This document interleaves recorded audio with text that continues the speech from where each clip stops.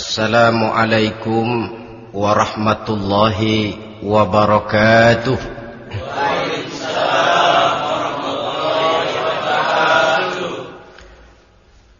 Alhamdulillahi rabbil alamin. Wassalatu wassalamu ala ashrafil anbiya'i wal mursalin, Sayyidina wa maulana Muhammadin wa ala alihi wa ashabihil mujahidin at-tahirin, amma ba'd. Saudara hadirin kaum muslimin rahimakumullah. Dalam kehidupan sehari-hari kita selalu berhadapan dengan dua hal yang berlawanan, dengan dua hal yang kontroversial kata orang sekarang, yang kita diharuskan memilih satu di antara kedua hal itu. Sejak kita bangun tidur sampai kita tidur lagi, selalu kita hadapi dua persoalan itu, yang benar dan yang salah, yang hak dan yang batil, yang pantas dan yang tercela, yang ma'ruf dan yang munkar.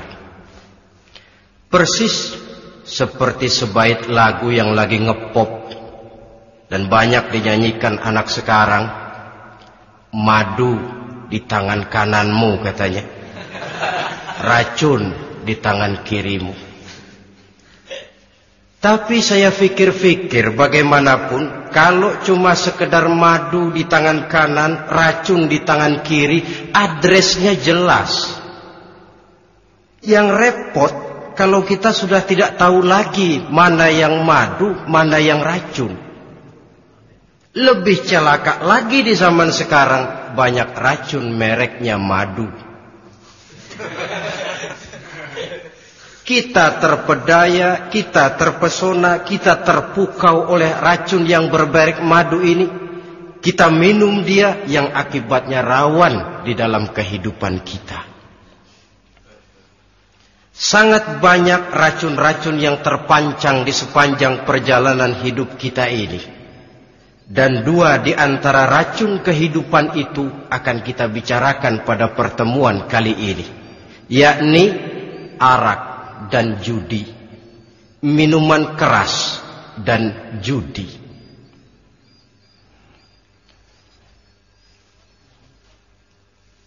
Sebagai yang kita maklum bahwa Islam bertujuan memelihara kemuliaan manusia yang diciptakan fi ahsani taqwim, dalam bentuk yang paling sempurna. Arak atau minuman keras jelas merupakan hal yang merusak dari berbagai aspek kehidupan. Entah kesehatan tubuh, entah pertumbuhan akal, ketentraman rumah tangga, ketentraman masyarakat, bangsa dan negara. Cobalah sejenak kita adakan penyelidikan. Kalau masuk kita ke dalam penjara, melihat sel-sel di sana, berapa banyak yang mendekam di sel karena urusan minuman keras. Masuk kita ke rumah sakit, berapa banyak yang dirawat akibat minuman keras, akibat stres yang dialaminya. Berapa banyak rumah tangga berantakan, berapa banyak pembunuhan terjadi, pemerkosaan terjadi akibat daripada minuman keras ini. Yang paling ironi kalau dia sudah menyerang anak-anak muda kita. Padahal kita tahu remaja pemuda adalah bentuk miniatur daripada kehidupan suatu bangsa. Akan bagaimana warna Indonesia 20, 30, 40 tahun yang akan datang, remaja dan pemuda kita jawabannya. Bahkan dari segi agama pun akan bagaimana warna Islam di Indonesia 20, 30 tahun yang akan datang, remaja itu pula jawabannya. Karena itu tidak terlalu berlebihan kalau saya berkata bahwa untuk menghancurkan Islam di Indonesia ini tidak perlu menghancurkan pondok pesantren, tidak perlu menutup masjid, melarang pengajian, menyegel musola, tidak perlu. untuk menghancurkan Islam di Indonesia cukup dengan meracuni remaja, pemuda-pemudi Islam di Indonesia. Kalau mereka sudah diracuni, dijauhkan dari agamanya, masalahnya tinggal menunggu pergantian generasi. Maka yang jadi pilot proyek jelas remaja, pemuda, termasuk dengan menanamkan pengaruh minuman keras. Ditanamkan ke tengah remaja kita ini untuk jauh dari tuntunan agama. Hei pemuda-pemuda Islam, kalau kau mau jadi pemuda modern, jangan dekat-dekat ke masjid. Masjid khusus 60 tahun ke atas. Sepertinya di depan masjid itu ada papan pengumuman masjid khusus 60 tahun ke atas. Baca Quran kolot. Seiring dengan itu lalu modernisasi diartikan dengan westernisasi. Kau tidak akan bisa jadi pemuda modern sebelum semua yang datang dari barat kau telan mentah-mentah. Kau harus bisa bergaul seperti orang barat, berumah tangga macam orang barat, makan minum seperti orang barat. Kalau nyanyi lagu barat yang orang lain gak ngerti, kamu juga gak tahu.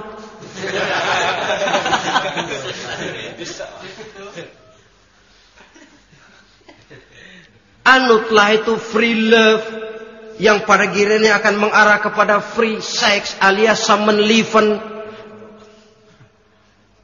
Isaplah itu ganja, morfin, narkotik.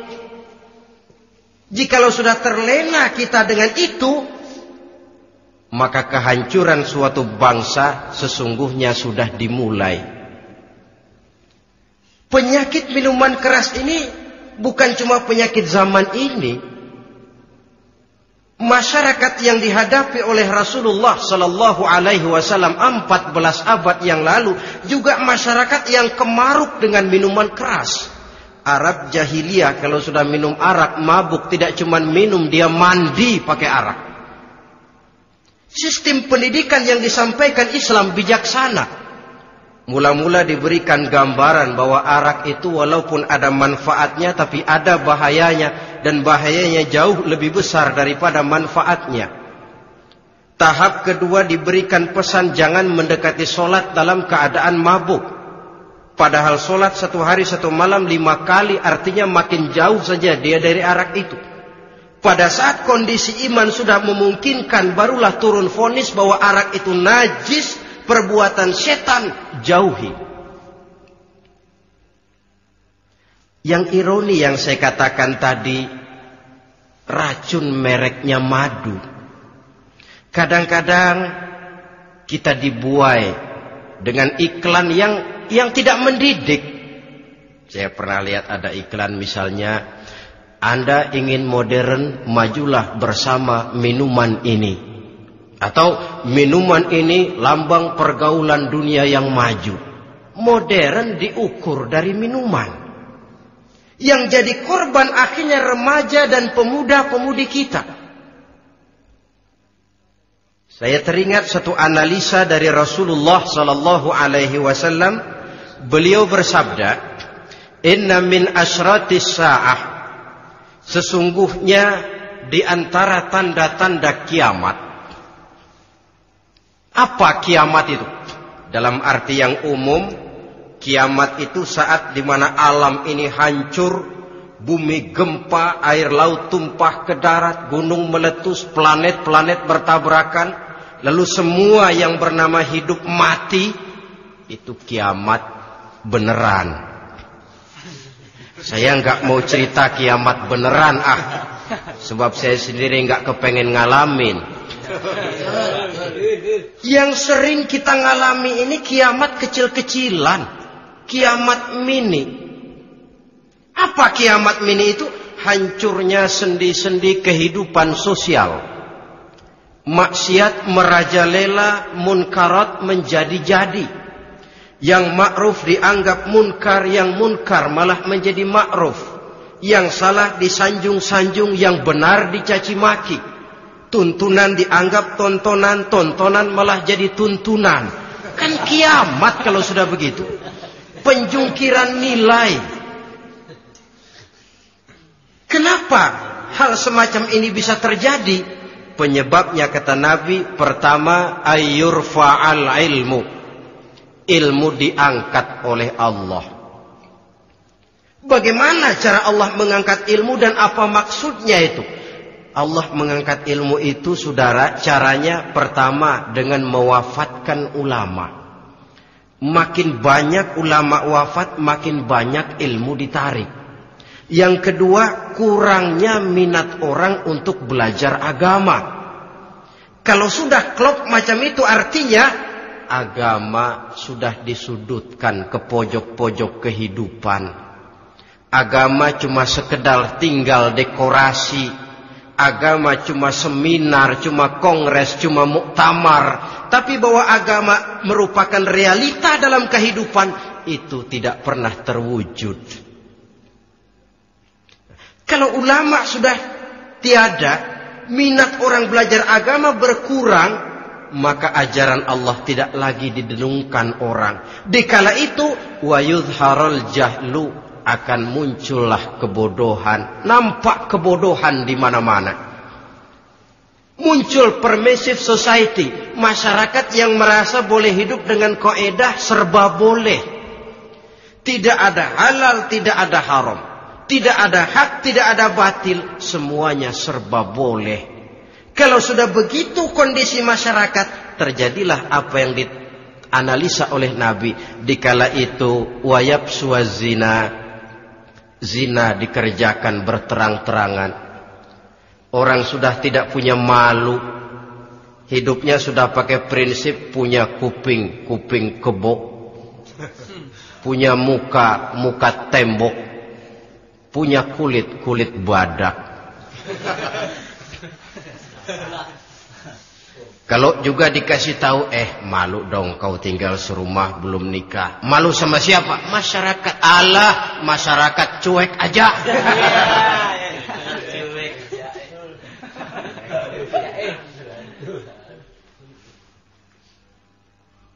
Bukankah realita kalau kita ikuti surat-surat kabar, berapa banyak sudah gadis-gadis bergelimpangan jadi korban? Berapa banyak bayi-bayi yang lahir ke alam ini tanpa harus tahu kemana dia mesti manggil bapak, yang akhirnya mengalami keterakisan, dimasukkan ke dalam kantong plastik, dibuang ke tempat sampah. Kalau itu sudah terwujud, muncul efek negatif yang kedua, wa yushrabal khamr, arak, minuman keras jadi kebanggaan. Anak muda belum nyohor kalau belum bisa mabuk. Yang enggak mabuk dianggap kolot. Kampungan loh. Bikin malu baru kena segelas aja udah miring. Cengeng. Temen kita hebat sampai nyungsep di got. Yang nyungsep hebat. Ya, kalau cuma yang hancur kehidupan pribadi. Tapi kalau sudah menyangkut masa depan, yang berarti masa depan suatu generasi adalah merupakan masa depan daripada suatu bangsa. Begitu kerasnya Islam ini melarang minuman keras, sampai bukan cuma sekedar meminumnya saja yang diharamkan, tetapi juga dilarang mengimportnya, memproduksinya, membuka warung yang menjual minuman keras, atau bekerja di tempat penjualan minuman keras. Ada juga yang nyerempet-nyerempet, Pak, kalau sedikit kan nggak apa-apa, nggak mabuk ini. Nah, saya ingatkan hadis Nabi diriwayatkan oleh Imam Ahmad, Abu Daud dan Tirmizi. Nabi bersabda, "Ma askara kathiruhu faqaliluhu haramun." Apa yang banyaknya menyebabkan mabuk, sedikitnya pun tetap haram hukumnya.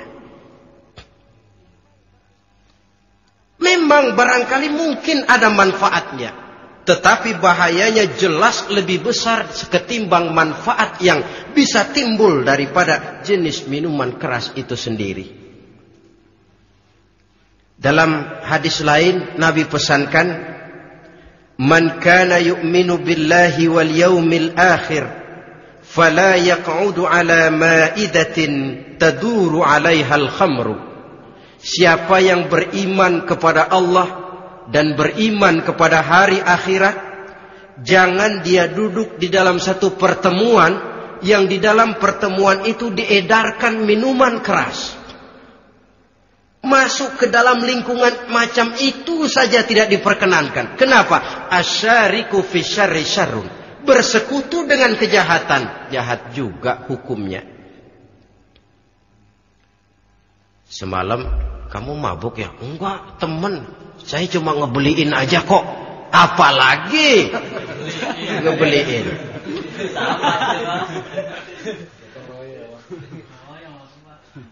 Sebab apa? Dalam keadaan mabuk, orang tidak lagi bisa berpikir secara logik. Daya kontrol hilang, artinya perbuatan sudah tidak terkontrol lagi. Yang pertama. Yang kedua, IQ tidak akan tumbuh dan berkembang secara normal seperti yang kita harapkan. Yang ketiga, harga diri akan runtuh hancur di tengah masyarakat. Bayangkan kalau tengah malam kita digotong orang, diantar ke rumah kita. Dengan kondisi macam itu masih punya muka kita untuk tegak di tengah masyarakat. Masih punya harapan kita untuk tumbuh menjadi pemimpin. Sementara orang terkenang, ini kan yang kemarin malam gua gotong, dia lagi mabuk. Harga diri, kepribadian. Jangan lupa saudara, kita hidup di tengah masyarakat. Masyarakat itu punya hukum yang tidak tertulis, tapi lebih kuat dan lebih kejam daripada hukum tertulis. Orang bilang, sekali arang tercoreng di dahi, seumur hidup orang akan tetap ingat.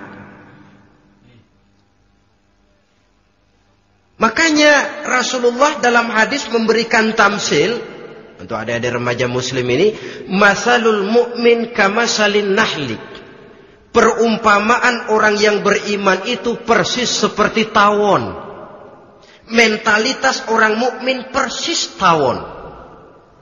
Apa mentalitas tawon? Kalau kita ngaji bab tawon, kita renungi apa keistimewaan tawon. Saya lihat-lihat, ternyata tawon itu punya 4 keistimewaan. Pertama, tawon itu yang dihisap selalu saripati bunga. Bagus makanannya. Belum pernah tawon keliru makan. Saya belum pernah dengar kok ada tawon makan tahu.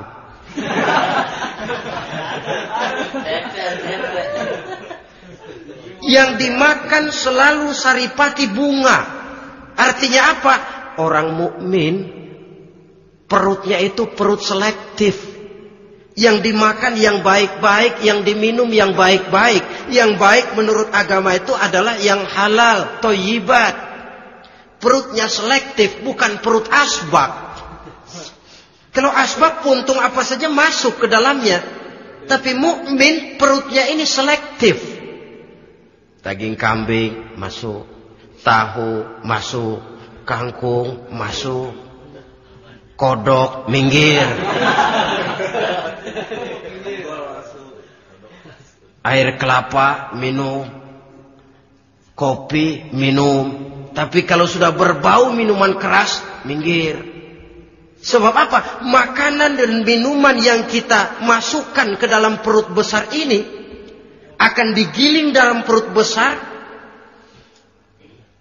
akan melahirkan energi, menggerakkan sel-sel pembuluh saraf. Kalau makanan dan minuman itu terdiri dari yang haram, energi yang ditimbulkan olehnya energi yang haram, mempengaruhi sel-sel pembuluh saraf. Orang akan cenderung berpikir yang haram kalau terlalu sering memakan makanan haram. Kalau sudah berpikir kepada yang haram, perbuatan pun akan mengarah kepada yang haram juga. Contoh kecil aja dah. Ada nggak maling mikirin majelis taklim? Karena yang dimakan lebih banyak yang haram, yang dipikir paling-paling nanti malam rumah siapa lagi nih ya? Sudah mengarah ke sana. Saripati bunga yang dimakan tawon itu. Lalu tawon yang kedua saya lihat yang dikeluarkan selalu madu. Artinya apa? Orang mukmin itu kalau dia berkata, perkataannya mengenakan orang.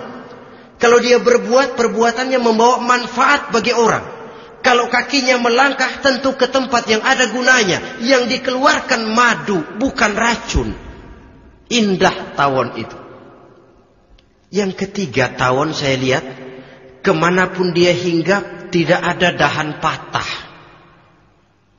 Artinya apa?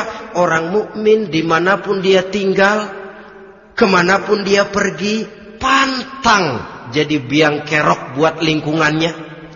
Pantang menimbulkan kerusuhan dan keonaran. Tidak ada cabang patah dimanapun tawon hinggap. Tapi juga yang keempat, saya lihat-lihat tawon itu, jangan coba-coba diusik. Satu kali dia diusik, kemana orang lari? Nyilem masih ditungguin. Tawon. Tapi kalau nggak diusik, nggak ada tawon usil ke pasar nyariin orang. Ketika dia diusik, inilah saatnya saya harus mempertahankan kehormatan diri saya. Dia pun bangkit. Artinya apa? Orang mukmin tidak boleh nyari-nyari musuh. Tapi ketemu musuh tidak boleh lari. Musuh jangan dicari, bertemu pun jangan lari. Mentalitas orang mukmin seperti tawon. Yang dimakan baik, yang dikeluarkan baik. Kemana dia tinggal tidak menimbulkan keonaran buat masyarakat, tapi juga sanggup menjaga dan mempertahankan kehormatan dirinya. Kalau konteksnya dengan masalah yang sedang kita bicarakan, minuman keras. Saya katakan tadi, kita kadang-kadang salah pilih, tertipu oleh racun yang bermerek madu. Ada minuman empuk, nyari yang keras. Salah pilih. Ketahuan orang bikin pel buat anjing, manusia yang nelen. Akhirnya miring kayak anjing. Saudara, mari kita renungi An-Nisa ayat 140. Allah Subhanahu wa ta'ala mengingatkan, "Qad nazzala 'alaikum fil kitabi an idza sami'tum ayati Allahi yukfaru biha wa yustahza'u biha fala taq'udu ma'ahum hatta yakhudu fi haditsin ghairihi innakum izam misluhum." Sungguh kata Allah, telah diturunkan kitab Al-Quran ini kepada kamu, yang apabila kamu dengar ayat-ayat Allah itu diingkari orang, diejek-ejek orang, fala taq'udu ma'ahum, jangan kamu duduk bersama orang-orang semacam itu. Bagaimana mengejek ayat-ayat Allah misalnya? Tahu kalau minuman keras itu diharamkan, tapi masih minum juga, itu kan mengejek ayat namanya. Duduk di majelis semacam itu dilarang oleh Quran. Kenapa? Innakum izam misluhum. Kalau kamu juga duduk di majelis semacam itu, kau dan mereka sama saja, kata Quran. Sama saja. Tahu kalau minuman yang memabukkan itu diharamkan agama, tapi minumnya juga mengejek ayat Allah. Duduk di tengah kelompok mereka berarti ikut mengejek ayat Allah. Dekat saja pun jangan, entahlah lagi sampai meminumnya. Maaf, bukankah Allah menurunkan Al-Quran kepada manusia, kata Imam Al-Ghazali, persis, maaflah, seperti gubernur berkirim surat kepada Pak Lurah. Dalam suratnya Pak Gubernur bilang, Pak Lurah, tolong carikan tanah di daerah Kebayoran untuk sekolah 6.000 meter. Pak Lurah dapat surat dari Pak Gubernur, bangga bukan main. Itu surat sore, pagi, siang, malam dibaca. Ditaruh di tempat yang tinggi. Diberikan minyak wangi, mau diambil, dicium dulu. Dibawa dengan penuh hormat dan hati-hati. Tapi tanah yang dipesan Pak Gubernur tidak dicari-cariin. Penghargaan macam apa ini? Nanti Gubernur cek, Pak Lurah, siapa? Sudah terima surat saya? Sudah Pak, sudah. Bagus. Lalu bagaimana? Aduh Pak, surat Bapak sore pagi siang malam saya baca. Bagus. Apalagi Lurah? Surat Bapak saya taruh di tempat yang tinggi Pak. Saya pakaiin minyak wangi. Mau saya ambil, saya cium dulu. Saya bawa dengan penuh hormat dan hati-hati. Bagus Lurah, kau memang hormat sama atasan. Cuman Lurah, tanahnya udah dicariin belum? Nah yang itu belum tuh Pak. Belum. Kata Gubernur, bagus Lurah, besok berhenti lo ya.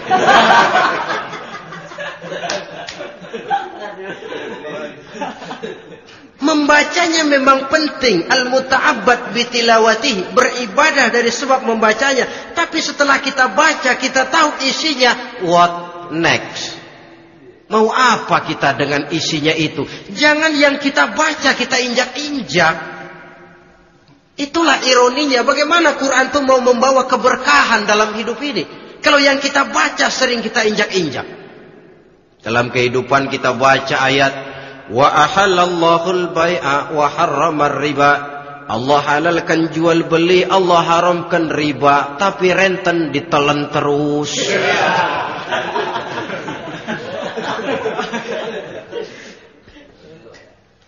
Kita baca ayat wa'tasimu bihablillahi jami'an wa la tafarraqu. Berpegang teguhlah kamu kepada tali Allah, jangan bercerai-berai. Tapi sesama muslim pelotot-pelototan jalan terus.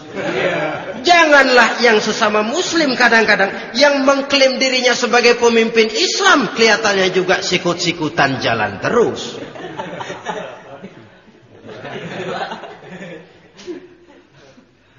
Sehingga tidak heran kalau orang bilang di bawah ngamalin ayat kursi, sudah sampai di atas ayat hilang, tinggal kursi saja yang diamalin.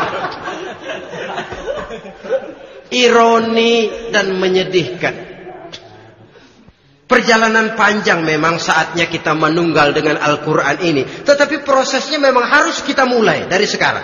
Perkara kapan proses ini selesai, itu bukan masalah kita. Tapi bahwa kita sudah memulai suatu proses, itulah yang diharapkan. Hadirin yang saya hormati, oleh karena kerasnya peringatan Islam terhadap minuman keras, pernah satu hari seorang lapor kepada Khalifah Umar bin Abdul Aziz bahwa ada sekelompok orang berkumpul meminum minuman keras. Kata Khalifah Umar bin Abdul Aziz, dera mereka, hukum, cepat. Ya Khalifah, kenapa? Di tengah mereka ada juga orang yang Ramadan biasa puasa. Begitu, iya, yang biasa puasa duluan hukum. Kenapa? Mengerti memang lebih besar resikonya daripada tidak mengerti. Kalau yang tidak mengerti dilatar belakangi oleh kebodohan, barangkali masih bisa ditolerir, masih bisa dimaklumi. Ini toh sudah tahu mau puasa, kenapa berkumpul di majelis yang ada minuman keras? Tapi memang kelompok ini kan memang selalu ada. Kita lihat dalam masyarakat itu kan ada 4 kelas itu. Pertama, ada orang yang tahu perintah dan tahu larangan. Ini the first class, kelompok terbaik.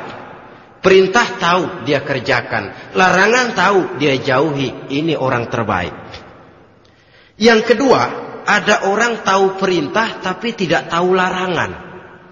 Perintah tahu, larangan tidak tahu. Sholat mau, puasa mau, zakat fitrah bayar, nyolong mau, mabuk ayo. Perintah tahu tapi larangan tidak tahu, akhirnya semua dikerjain. Barangkali yang rada bingung malaikat bagaimana nyatatnya ini, kotor absen. Gelas yang ada di hadapan saya ini, kalau semua diisi air putih macam ini, kan jelas bisa diminum orang. Kalau semua diisi bensin, jelas bisa diminum motor. Tapi kalau separuh diisi air putih, separuh diisi bensin, kacau. Kalau gelas yang ada di hadapan saya ini sepenuhnya diisi air putih, jelas bisa diminum orang. Kalau sepenuhnya diisi bensin, juga jelas bisa diminum motor. Yang repot kalau separuh diisi air putih, separuh diisi bensin. Kacau statusnya. Orang minum mabuk, motor minum pun mogok. Dijual juga tidak laku barang campuran. Inilah makna pernyataan Allah, wala talbisul haqqa bil batil. Jangan kamu campur adukan antara yang hak dan yang batil. Perintah dikerjakan, larangan pun dikerjakan juga. Kelompok ketiga, ada pula manusia yang tahu larangan tapi tidak tahu perintah. Larangan tahu tapi perintah tidak tahu.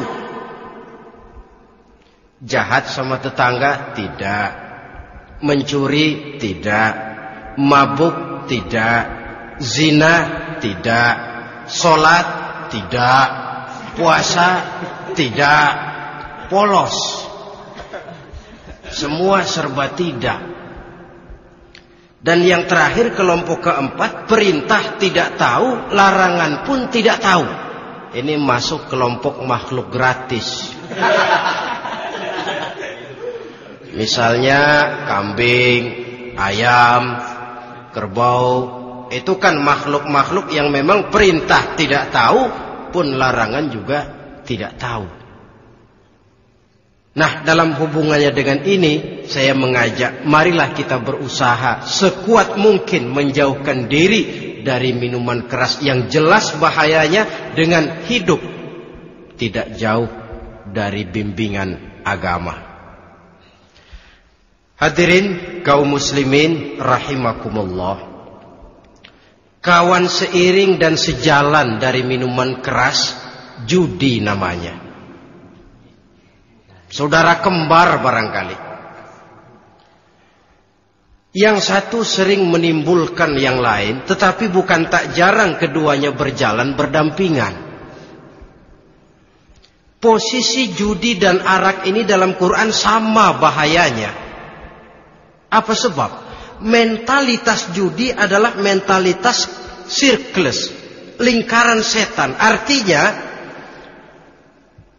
yang menang biasanya ketagihan, yang kalah biasanya penasaran. Ini yang menyebabkan orang tidak mau berhenti. Kalau dia menang, dia ingin mencoba untuk menang dalam jumlah yang jauh lebih besar lagi. Kalau dia kalah, dia penasaran, kenapa hari ini kalah? Barangkali sial, besok malam saya tebus. Mental semacam ini memang sulit untuk berhenti. Kenapa judi diharamkan dalam Islam? Pertama, seorang muslim di dalam berusaha mencari harta, dia harus mengikuti sunnatullah.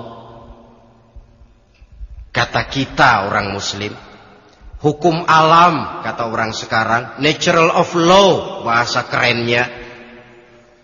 Berusaha menurut hukum kausal. Memasuki rumah dari pintunya, menunggu suatu akibat dari sebab yang kita lakukan. Bahwa kalau begini, mesti begitu.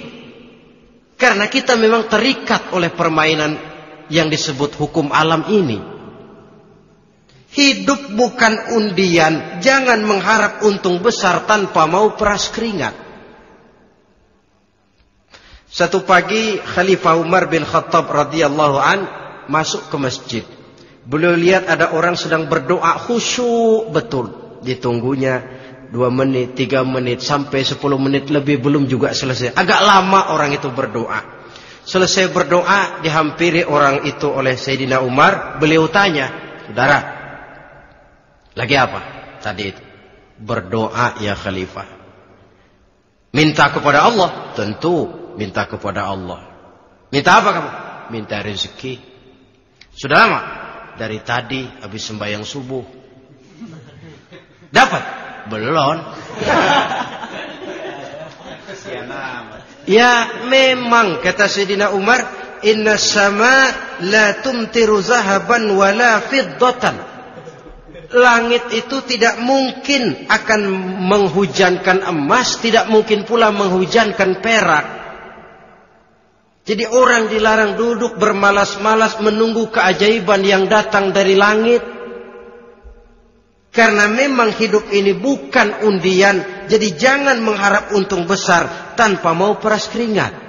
Di dalam berusaha kita terikat oleh sunnatullah. Kalau begini sebab penyebabnya, akan begini akibat yang ditimbulkannya. Yang kedua, Islam menjadikan harta manusia itu sebagai benda berharga yang dilindungi. Mengambilnya dengan judi termasuk memakan harta orang lain dengan cara yang batil. Yang ketiga, judi itu sendiri dapat menimbulkan permusuhan dan pertentangan antara para pemain itu sendiri. Meskipun kelihatannya kompak duduk dalam satu meja yang saling berhadap-hadapan, yang kalah kelihatannya pasrah, tetapi kan itu cuma kulit permukaan. Batinnya bagaimanapun juga yang kalah itu tetap mendendam. Sedangkan yang kalah di samping mendendam juga mengomel, mencaci mungkin ya lawan bermainnya, ya mungkin juga dirinya sendiri. Dan yang keempat, judi itu merusak aktivitas hidup, membuat orang membuang waktu dengan tidak terasa, dan yang pada gilirannya melupakan orang kepada tanggung jawab. Wah, kalau sudah memegang kartu, konon kabarnya, saya sendiri alhamdulillah belum pernah, lupalah orang anak, lupalah orang kepada istri, lupalah orang kepada tanggung jawab. Waktu pun berlalu tanpa terasa. Apalagi kalau sudah diiming-iming oleh gambaran akan memperoleh keuntungan yang besar. Termasuk di dalam judi itu undian, apapun namanya. Yang usaha ke arah ini seharusnya tidak dipermudah, walaupun dengan embel-embel dana kemanusiaan, sumbangan sosial. Saya tidak begitu yakin, saudara, bahwa bangsa Indonesia ini sudah begitu menipis rasa kemanusiaannya, sehingga untuk berlaku sosial mesti diimbangi dengan hadiah sekian juta rupiah. Saya tidak percaya bahwa umat Islam di Indonesia sudah begitu tipis rasa kasih sayangnya kepada sesama, sehingga sulit mengeluarkan bantuan kalau tidak diimbangi dengan hadiah yang sekian puluh juta rupiah.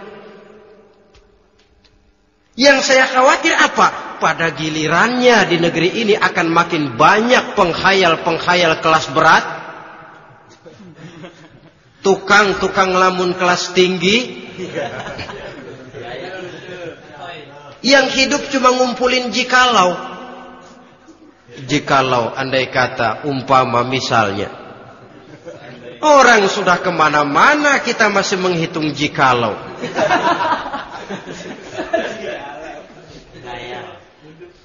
Orang boleh saja mengharap burung terbang tinggi, tapi punai di tangan jangan dulu dilepas.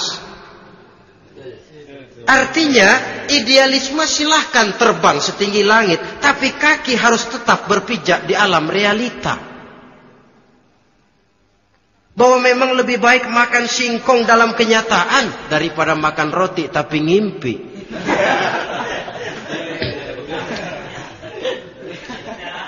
Kadang anaknya menangis, Pak minta jajan, ada uang 200 rupiah. Sudahlah sabar, kau jangan jajan, nanti bapak beliin kalau tembus 100 juta nih.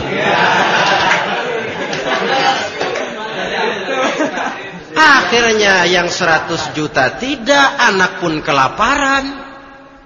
Bukankah akan jadi masalah bagi semuanya? Belum lagi rasa sayang kepada harta yang sudah dia miliki, entah itu tanah, rumah, kendaraan.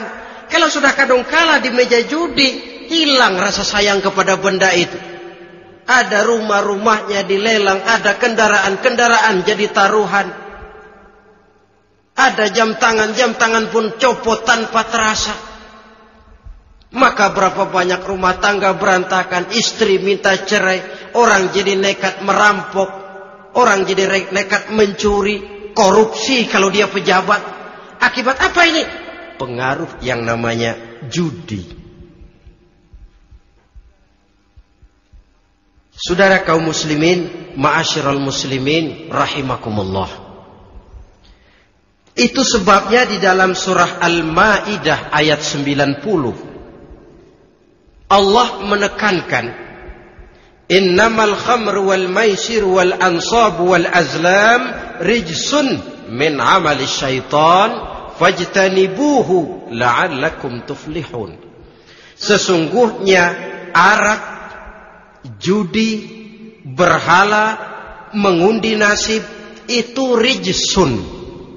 Ya Allah, jarang benar Quran menggunakan kalimat rijsun.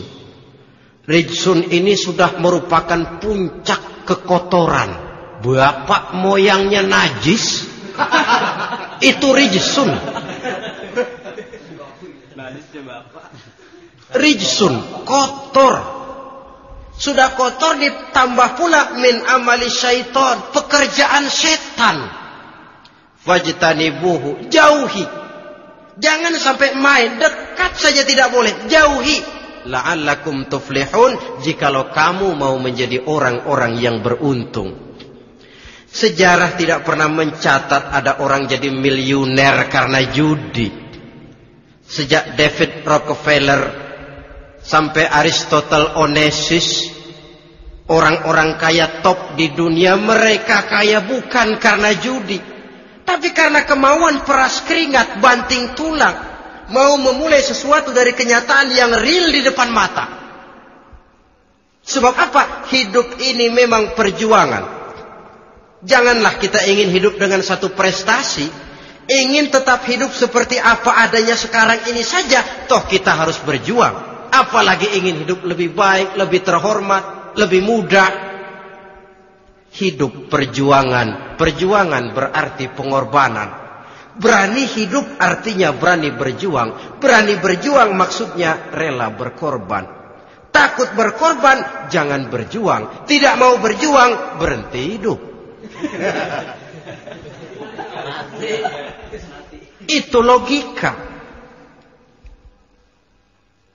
Dan bagaimanapun saya yakin lebih baik berkorban daripada menjadi korban. Kalau sekarang kita berkorban, peras keringat, banting tulang, berusaha secara sunnatullah untuk menghidupi anak, istri, keluarga, pada satu saat kita tidak akan menjadi korban kebrutalan anak-anak kita sendiri. Kalau mereka dibesarkan dan tumbuh berkembang oleh hasil yang diperoleh dari meja judi. Ayat 91 Al-Maidah ini lebih memperkuat lagi. Kalau itu arak, judi, berhala, mengundi nasib adalah perbuatan setan, sebenarnya setan mau apa sih? Ayat 91 menegaskan, innama yuridu syaitanu ayyuqi'a bainakumul adawata wal baghdha'a fil khamri wal maisir. Yang dimaui setan itu tidak lain supaya dengan arak dan dengan judi timbul rasa permusuhan, sikap memusuhi, saling marah di antara kamu. Coba, biasanya dalam meja judi sudah loyo, waktu juga sudah berlarut-larut. Yang menang mau berhenti, apa yang kata yang kalah? Berhenti dah, gue wacok loh.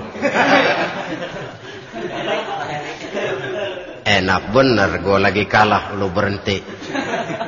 Coba, kira-kira kapan akan selesai permainan? Akan timbul permusuhan, akan timbul rasa dendam kesumat yang ditanamkan oleh setan.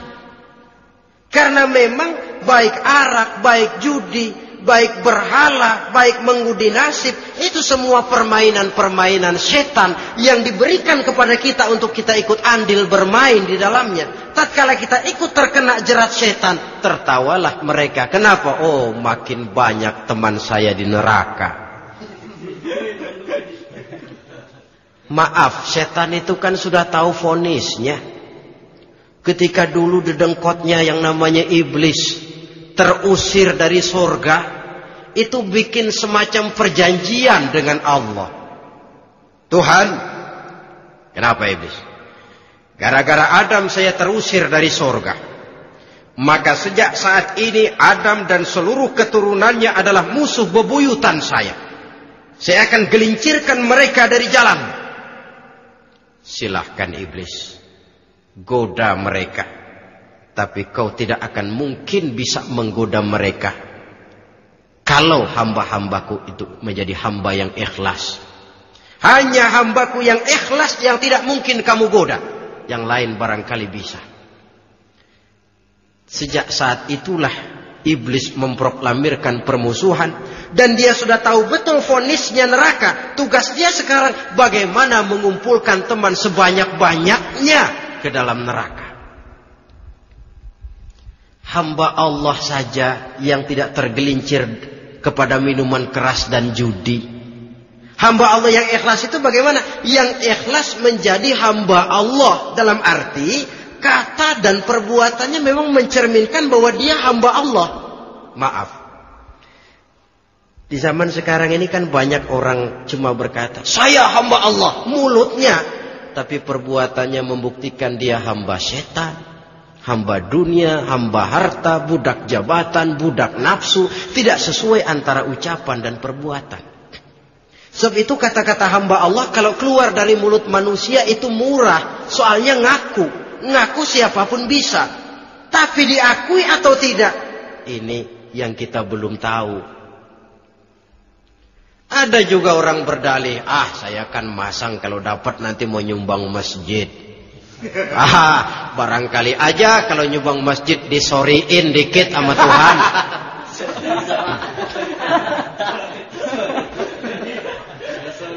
Apa bisa begitu? Saudara, kita tidak mungkin mencuci kain dengan air najis. Innallaha thayyibun, kata Nabi, la yaqbalu illa thayyiba. Allah itu baik dan hanya menerima yang baik. Bahwa dalam Islam tujuan yang baik harus dicapai dengan prosedur yang baik. Bahwa niat menyumbang masjid bagus, tapi hasil daripada judi atau undian tidak akan menyampaikan kita kepada tujuan itu. Tidak boleh mencuri kain walaupun niatnya untuk sholat. Kalau nyolong kain niatnya buat sembahyang, dimaafin kali. Walaupun sholatnya sah, mencuri kainnya tetap saja dosa. Islam tidak menghalalkan segala cara untuk mencapai suatu tujuan. Bahwa tujuan yang baik harus dicapai dengan cara yang baik juga. Dan penyakit judi ini juga bukan penyakit baru. Sejak dulu. Masa jahiliyah judi mereka. Saya kira kalau Las Vegas, kota judi Amerika saja barangkali masih kalah dengan cara judi jahiliyah dulu. Mereka kalau sudah judi itu uang. Habis uang ada punya tanah pasang taruhan. Habis tanah ada rumah, rumahnya dipasang. Apalagi yang ada? Ternak unta dipertaruhkan. Harta habis, rumah ludes, kebun binasa. Ada istri juga dipasangin. Judi.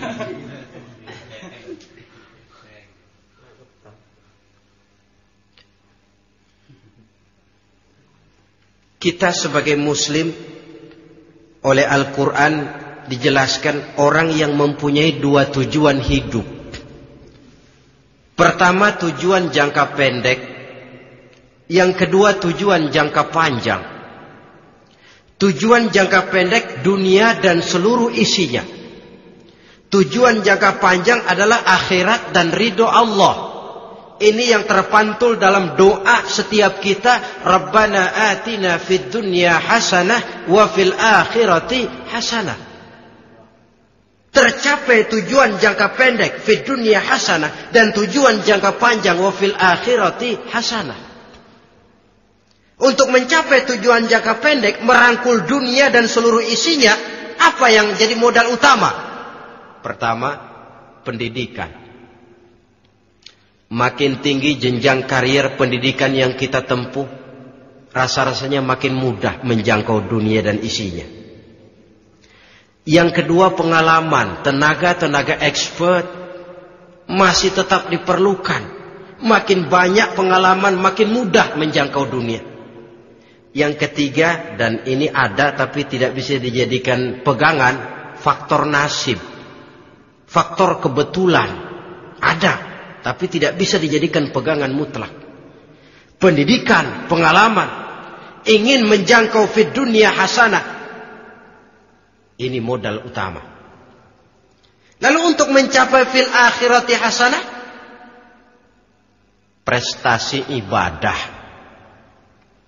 Bagaimanapun tinggi pangkat dan jabatan kita, bagaimanapun banyak gelar kita sandang, tanpa prestasi ibadah, nol besar kita dalam pandangan Allah. Itu sebabnya kita sholat. Jadi tidak beralasan kalau orang ditanya, kenapa sih kamu nggak sholat? Tetangga saya sholat melarat terus. Memang sholat itu bukan untuk mencari uang kok. Kalau ada orang yang rajin sholat, rezekinya kelihatan lancar, itu cuma sekedar persekot. Uang muka, cashnya tetap di akhirat nanti. Efeknya apa? Karena kita punya tujuan jangka panjang, mengharap ridho Allah di akhirat. Cara kita mencapai tujuan jangka pendek dibatasi oleh pertanyaan, Allah ridho apa enggak? Kita cari uang, tapi pertanyaan pokok, Allah ridho enggak cara ini? Kita mengejar kedudukan, tapi Allah ridho enggak dengan cara ini? Ini yang menyebabkan kita lantas tidak lalu menghalalkan segala cara. Yang penting tujuan tercapai cara apapun halal. PKI. Kan cuma PKI yang berprinsip asal tujuan tercapai cara apapun halal. Dan kita sudah sepakat PKI dan seluruh ajarannya tidak berhak hidup di bumi Pancasila ini. Cuma jangan sekedar PKI-nya dikutuk tapi ajarannya dipakai.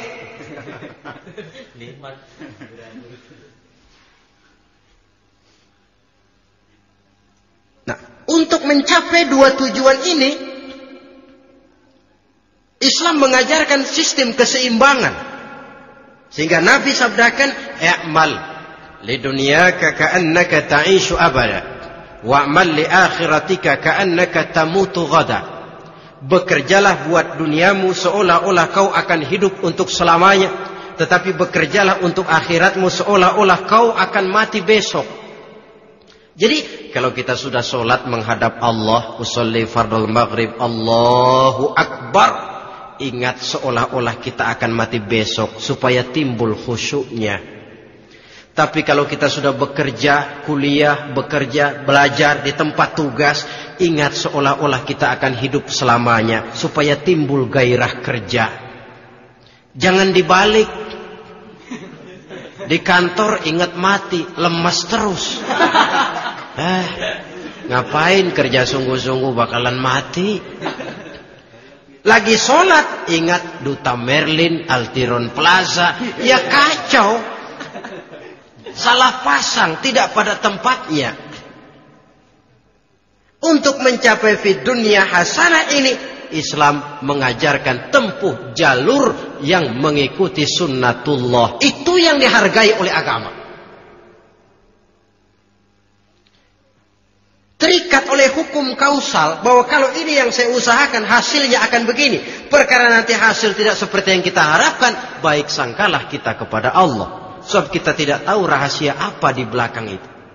Kadang orang mengeluh, habis saya rajin sholat tapi rezeki seret, berhenti aja dah. Kita tidak tahu rahasia di belakang itu. Pernah, hadirin, satu hari seorang petani, dia selesai bekerja di ladang, istirahat. Dia tidur di bawah sebuah pohon beringin. Di sebelah pohon beringin itu ada pohon labu. Dia berpikir, Kalau saya lihat-lihat Tuhan nggak adil katanya. Masa pohon beringin pohonnya besar, buahnya kecil. Pohon labu pohonnya kecil, buahnya gede. Tuhan bukan arsitek ulung ini.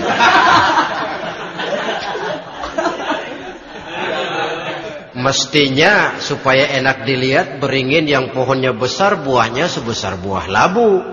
Pohon labu yang pohonnya kecil buahnya kecil saja sebesar buah beringin. Tidak adil Tuhan. Baru dia selesai berpikir Tuhan tidak adil, jatuh sebutir buah beringin tepat menimpa hidungnya. Dia terkejut. Astagfirullahalazim. Kalau begitu saya sadar katanya, Tuhan benar-benar adil. Coba kalau buah beringin segede buah labu. Waduh, kayak apa muka saya ini?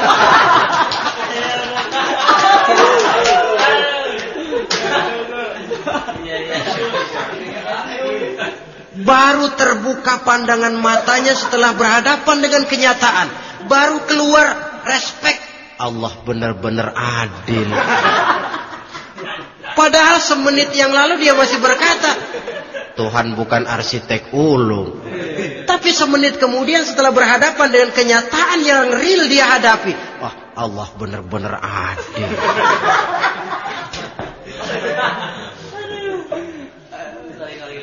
Itulah kehidupan ini.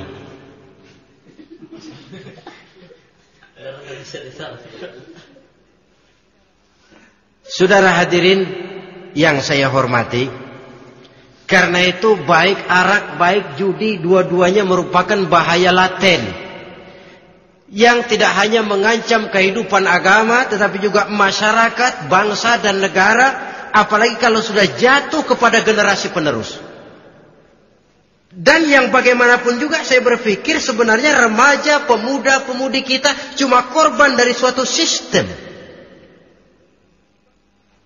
Sebab ini merupakan tanggung jawab bersama.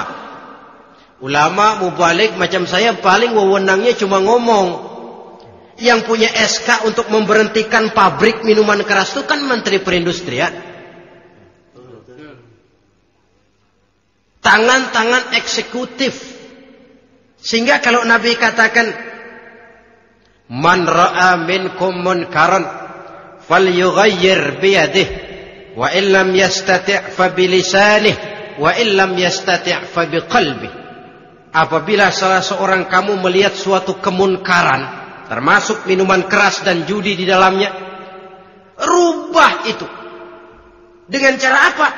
Kalau kau mampu dengan tangan. Artinya power, kekuatan. Kalau dengan tangan tidak mampu, wah, ini orang kalau gue pukul gue yang melintir nih. Umpamanya, fabilisani, dengan lidah ngomong. Mas, saya senang sampean tinggal di sini, kampung kami tambah warga, tapi tolonglah jangan bawa pengaruh yang tidak baik. Kalau ternyata bicara pun tidak berani, fabiqalbi, cukup dalam hati, sekurang-kurangnya tidak ikut membenci kemungkaran dalam hati. Itulah kadar iman yang paling lemah. Ini secara umum. Tapi kalau hadis ini kita mau adakan semacam, katakan description of job, bahasa kerennya, kita adakan pembagian tugas. Siapa yang harus merombak kemungkaran dengan power? Penguasa, pemerintah, sebab dia punya aparat. Siapa yang merombak kemungkaran dengan lidah? Ulama, kiai, mubalik, ngomong. Siapa yang hanya merubah kemungkaran dalam hati? Kita umumnya rakyat lemah ini. Yang mau ngomong gak berani, tapi hati pegel. Nah, kalau sudah ada pembagian tugas semacam itu, insya Allah masing-masing akan berjalan pada relnya. Dan pada akhirnya selamatlah kita, bangsa Indonesia, umat Islam pada khususnya, dari bahaya, baik bahaya minuman keras maupun bahaya judi. Menyelamatkan bangsa dan yang lebih lagi menyelamatkan masa depan kita. Sekianlah saudara pertemuan kita pada saat ini. Mudah-mudahan ada manfaatnya. Terima kasih atas segala perhatian. Mohon maaf atas segala kekurangan. Usikum wa nafsi bitaqwallah. Wassalamualaikum warahmatullahi wabarakatuh.